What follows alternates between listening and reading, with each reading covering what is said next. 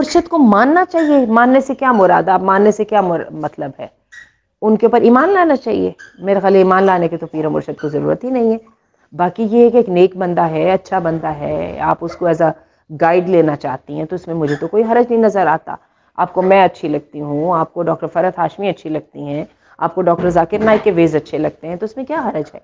लेकिन इसका ताल्लुक मानने के साथ या ईमान लाने के साथ क्या है, उस वो तो सिवाय पैगंबरों के किसी के साथ भी ईमान नहीं ना लाना। ज़हन में रखिएगा ये सारे के सारे जितने मर्जी पीर मुर्शद हो जाएं, गलतियां भी कर सकते हैं और इनके किरदार और अखलाक वगैरह के अंदर कमियां कोताहियां भी होंगी। इनका अच्छा हिस्सा ले लीजिए, बुरे हिस्से से परहेज कर लीजिए। आप इस्तिखारा प्रेयर को, अपनी इस्तिखारा दुआ को अपनी नमाजों के बाद भी कर सकती हैं और अपनी सुन्नत प्रेयर के साथ भी कर सकती हैं, लेकिन कभी कभार अलग भी किया कीजिए। ख़ास तौर पे तहज्जुद के वक्त पे मैं बहुत रिकमेंड करूँगी आपको।